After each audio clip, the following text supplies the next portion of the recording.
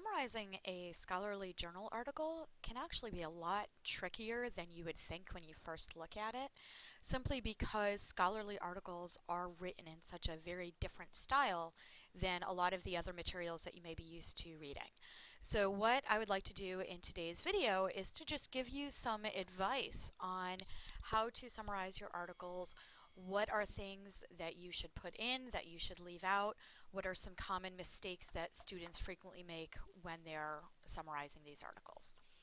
So the main thing to think about when you are summarizing an article is that your goal is to tell a story. That when all is said and done, you should have a beginning, a middle, and an end. Your goal is not to just go through the article and summarize paragraph by paragraph or section by section. Because if you do this, you're going to wind up, first of all, with a summary that's much longer than it needs to be. You're also going to find that information winds up being in an order that doesn't really make sense. So the way that you should approach this assignment is think about what would happen if you were just describing this article to a friend. They have never read the original and you just want to tell them, hey, here's the overall goal. Here's what the researchers did, why they did it, how they did it, what they found, and why we should care. You might not answer those questions in the exact order that I asked them. Sometimes you might start with the conclusions and then go back and say, okay, let me tell you how they got to this conclusion. Or it might be that you don't even mention the hypothesis until the very end of your summary. There's a lot of different ways to go about it, and there's not always one best way.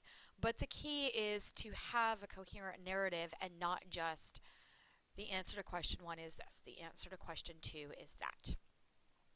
So what I'm going to do in this presentation is give you some advice for different sections of an article and look at what kind of information the authors would give you and then how you would translate that into a summary.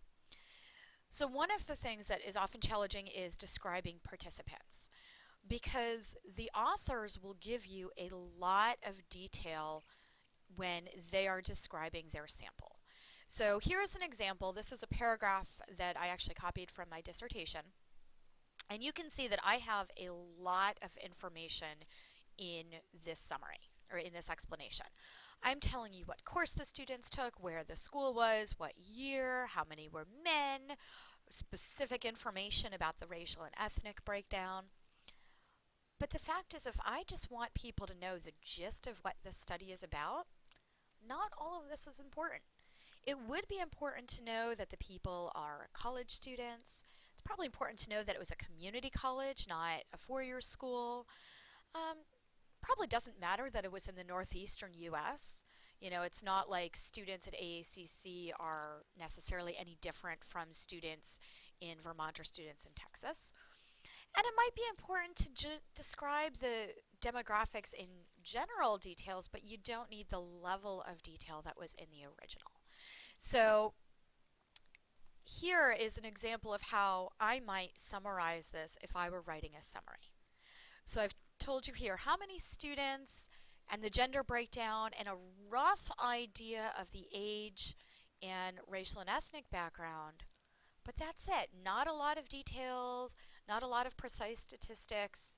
I didn't worry about which semester it was or which course they were taking, because frankly, in this case, it was just not important for knowing what this study was all about. Second thing you have to look at in your summary is key variables. One of the things to keep in mind here is that I do not want to see a sentence that says the key variables were blah, blah, blah, blah, blah. If you have done your summary properly, they're all just going to naturally wind up being named and described in your paper without you having to explicitly list them all in one place. But if it is any kind of variable that is not obvious, so in other words, if it's age, you don't have to define age. We all know what age means. But if it's something that your average person isn't going to know, so for example, here I've given an example about self-handicapping.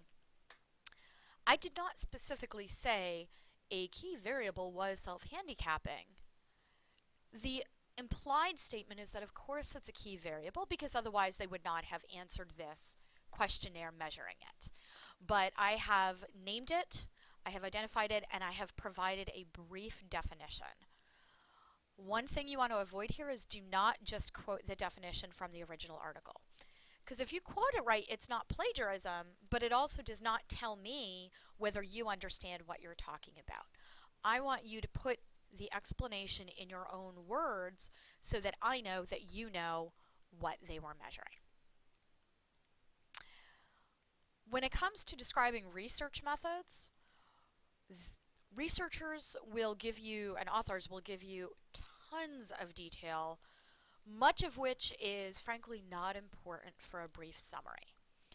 So first of all, don't worry about details of recruitment unless it was really, super unusual or really important to the goals of this study.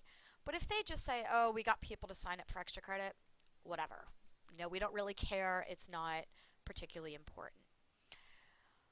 They will often tell you steps they took to remain ethical. You do not need to describe those in your study. We can assume that this study was ethical because it would not have been allowed to be published otherwise. But what I do want you to explain for me is, how was the study set up? What did the participants actually do? Did they just walk into a room and sit down and fill out a bunch of surveys? Were they given specific instructions? Were they divided into groups? Were they asked to complete a particular task? These are the kinds of things that I need to know. How did they get their data? Now, as part of doing this, the researchers and the authors, they're going to give you a lot of information about measures. What psychologists call measures is what everybody else would call a survey or a questionnaire or whatever. What I do not need to know here, what I do need to know here is a basic summary of each measure. What were they studying? Were they studying depression, anxiety, political beliefs, whatever? And what was the general format? Was it multiple choice questions? Was it written? Was it an in-person interview?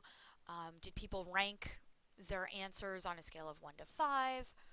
You do not need to tell me every question that was on a survey, but sometimes it is helpful to give 1 or 2 examples.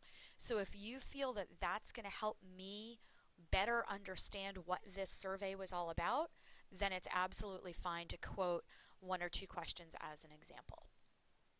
What I do not need to know is the name of the measure.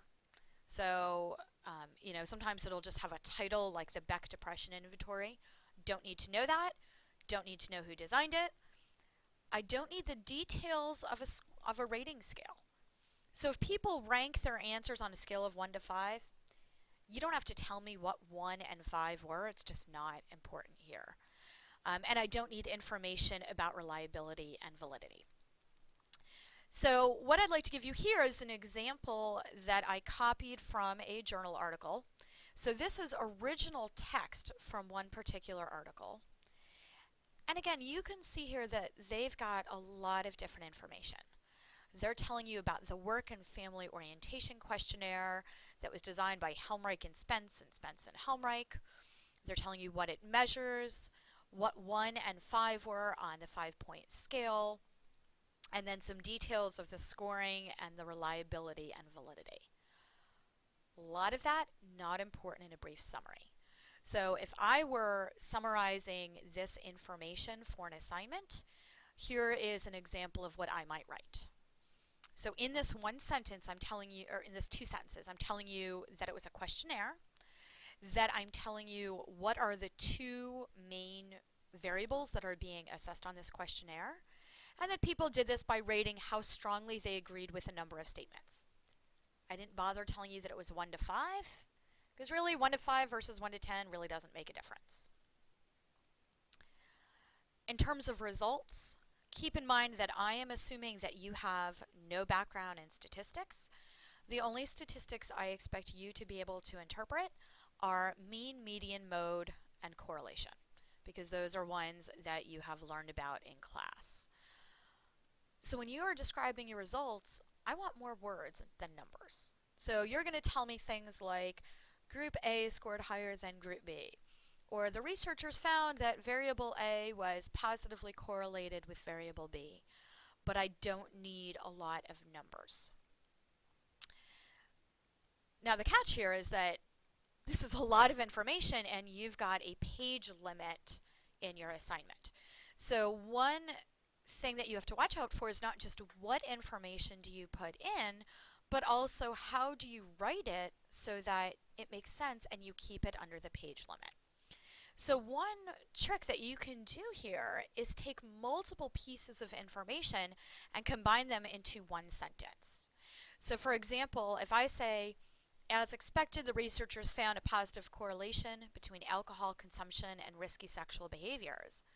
In one sentence, I am telling you their hypothesis and their results, and I'm identifying two of the key variables, all in one sentence. Here's a second example where in one sentence I'm telling you who the participants were, and I'm identifying two of the key variables, and I'm telling you that they used the survey method.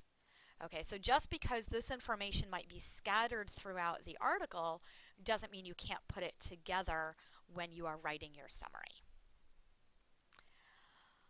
What I want to finish with here is just a couple of style tips. So first of all, don't just keep saying the researchers did this, the researchers did that. It just gets really old. Okay, so it's hard, it takes practice, but you have to look for ways to vary your sentence structure just because it keeps your paper more interesting and more professional sounding. Second, as I mentioned before, avoid direct quotes. The only exception is if you are quoting maybe like questions from a survey, or if the participants were given very, very specific instructions. But otherwise, when you use a direct quote, even if you are citing it correctly, so it's not plagiarism, but it doesn't show me that you understand what's going on.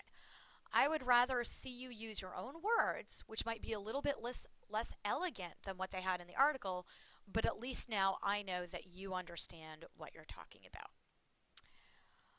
I already said this, but do not present information in the exact order that it was in the article or in the exact order that I asked questions in the instructions. And you do not need to cite the authors in your summary. So that's different from standard APA style. Normally you would have to keep citing them over and over again, but for purposes of this assignment, I am willing to stipulate that you are clearly not claiming to have done this research yourself, and that everything in your summary came from the one article that you have read. So hopefully this has been helpful. If you have any questions, by all means, please ask me. One thing I do want to remind you about plagiarism, actually two. One is that you do need to go back and review the information on plagiarism. Make sure you don't accidentally plagiarize, which is very easy to do. And then the second thing is to remind you that you can never be penalized for asking questions. So for example, sometimes I'll have people email me and they'll say, here's a paragraph from the original article and here's what I wrote. Can you tell me, did I plagiarize or not? I'll tell you. I have no incentive to lie to you. If you're on the right track, then now you can rest easy. If I say, it is plagiarism, at least you know and you can go fix it. But you cannot be penalized for asking a question. So good luck. Ask me if you have any questions, and I hope you all have a wonderful day.